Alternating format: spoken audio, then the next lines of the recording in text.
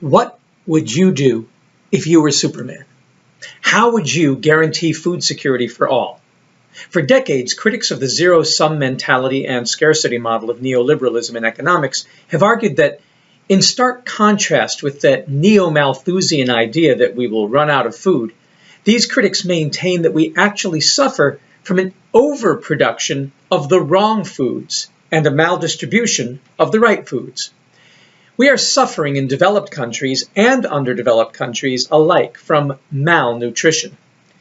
In rich regions, we are overfed but undernourished. In poor countries, we're underfed but undernourished. What binds us together is that we are not feeding our bodies, rich or poor, with the proper nutrition. Of course, the wealthy have a possibility for a wealth of possibilities, so they don't have to suffer from malnutrition. But many of us suffer nonetheless, mostly because we focus our economy on addictive substances to increase our profit margins.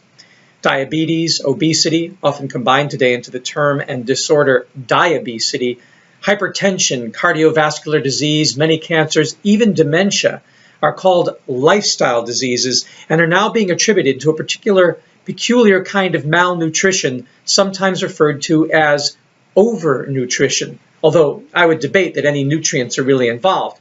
Mostly what we are talking about is a surfeit of empty calories from starches and sugars that raise the blood sugar level and stimulate radical insulin response, visceral fat accumulation, inflammation, and other stress disorders. For the other half of the world, malnutrition, I would argue, also involves an oversupply of starches and sugars.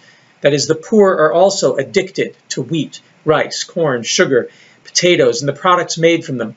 Products whose market price is perversely supported by subsidies that create severe market distortions.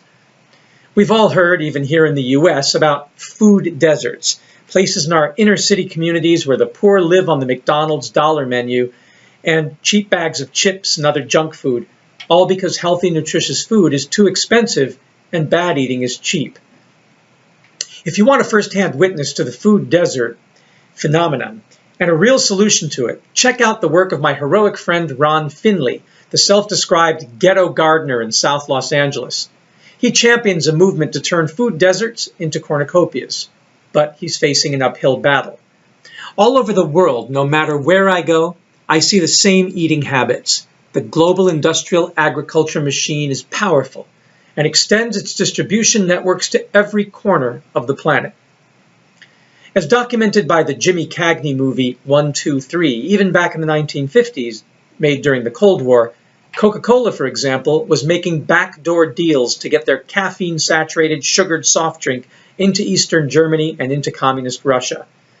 We may have political and ideological differences, but everybody is addicted to the same drugs, resulting from the production of 4 grasses and 1 tuber: wheat, rice, corn, sugar, and potatoes.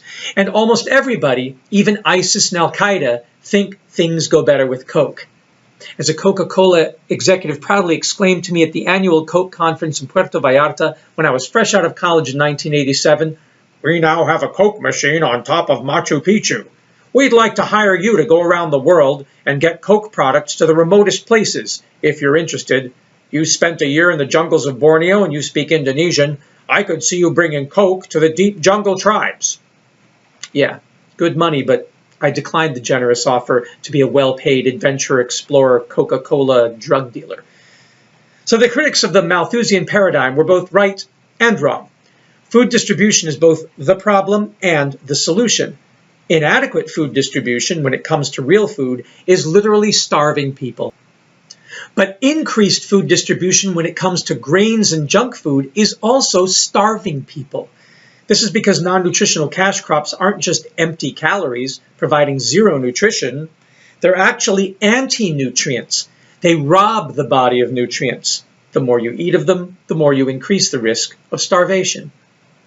In his book, Sugar Blues, as I recall it from my undergraduate days studying biological anthropology at Harvard, William Dufty describes a case where a ship carrying sugar back to England wrecked on a deserted island near Barbados with nothing to eat. While waiting for rescue, the Europeans on the ship refused their slaves any of the sugar.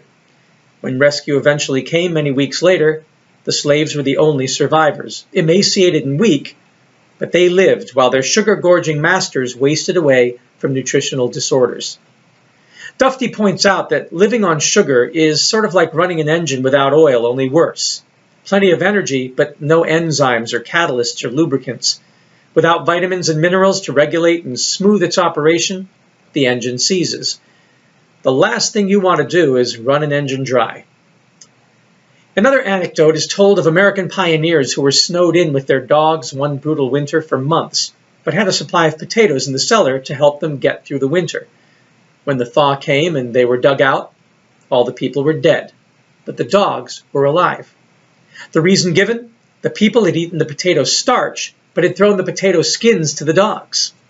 Current research on caloric restriction actually shows us that a diet that is dense in proteins, fats, vitamins, and minerals, but completely deficient in empty calories, actually helps you live longer. Scientists like UCLA's Roy Walford, who was part of the team of 8 pioneers who lived inside the Biosphere 2 experiment in the deserts of Arizona, where a simulation of what it might be like living on Mars was carried out in the early 1990s, have shown since the 1960s that, at least in rodents, cutting caloric intake by about 50% can lead to a doubling of lifespan.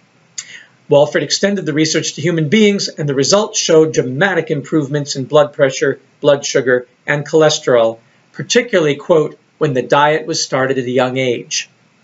The abstract of a classic scientific paper from 2005 called Dietary Restriction in the Nematode Caenorhabditis elegans showed that the benefits of caloric restriction may be fairly universal across phylogeny. Quote, the first observation of the positive effect of reduced food intake on mammalian lifespan was made 70 years ago, they say. In the decades that followed, researchers successfully applied this method to increase the lifespan of a very wide range of animals. The nematode Caenorhabditis elegans is an excellent model organism for studying the aging process. However, relatively little effort has been made to study the effects of dietary restriction in C. elegans. In this review, the paper says, we discuss the difficulties of subjecting C. elegans to dietary restriction, the effects of dietary restriction on metabolism and stress defense, and the potential role of different signaling pathways in dietary restriction-induced life extension. Recent experiments suggest that the TOR, or target of rapamycin pathway, rather than insulin-like signaling, might be involved in mediating the life-extending effect of dietary restriction. End quote. In my own family, whether it's been due to insulin-like signaling or some other pathway, the effects of dramatically reducing carbohydrate intake have been life-saving. My father went into a diabetic coma a few years ago, an example of a disrupted insulin system, and on top of that had advanced dementia. The hospital stay was doing him more harm than good, and the doctor admitted to me that the diet in the hospital, called a diabetic diet for some crazy reason, was actually killing him. The so-called diabetic diet was actually a low-fat and relatively high-sugar diet. It just contained less sugar than the standard awful hospital diet. It even had low-fat ice cream and fruit juice in it. And they called that a diabetic diet. Sure, it will make you into a diabetic. The doctor lamented that hospitals are a business and that they have contracts with certain food vendors, all of whom provide sugar and starch rather than nutrition. She wouldn't speculate whether or not that was intentional, that is, to keep patients sick so they have to stay in the hospital paying more, but she did say it was frustrating to her that she had no power to do anything about it. Her advice was to bring our own food in if we could visit enough.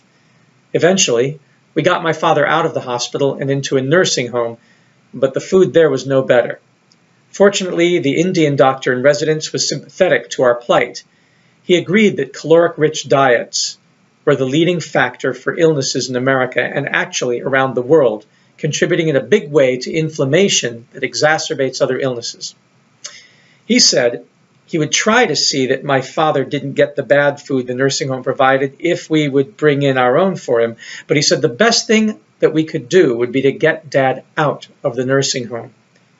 With his permission, we brought my father home, and he and I and my mother all got on the paleo lifestyle diet, which involves eliminating all wheat, corn, rice, sugar, potatoes, and fruit juice and milk. It has other restrictions, but calorie restriction through carbohydrate reduction and elimination of grains is the main benefit of the diet. The effects were dramatic. All three of us lost between 20 and 30 pounds without exercising, and eventually my father's adult onset diabetes, which he had had for several decades, was cured, by which I mean we were able to take him off of all his medications for diabetes and cholesterol. His dementia also improved to an interesting extent. When he went into the hospital, he couldn't recognize family members and would call us by the wrong name. And 3 years later, when he finally died from heart and kidney complications, he at least knew all of his family members, not only by sight, but when talking on the phone. A cardiologist that I lived with, who was observing my dietary changes, and his wife, who was a nurse, said, "We don't have enough data on this because it's difficult to get a study funded for this sort of thing. But the anecdotes are powerful." And indeed they are. Many of my students at Mercy College in the Environmental Sustainability and Justice classes I taught there, during the years I was there, took the challenge to spend a semester on paleo and document the effects. All reported healthy weight loss, more energy, elimination of cravings, better mood and less fatigue, particularly a disappearance of the usual afternoon slump that makes classes after lunch so difficult to get through. Myself, I did a body fat index and treadmill test in the sports science department and got results for somebody 20 years under my age.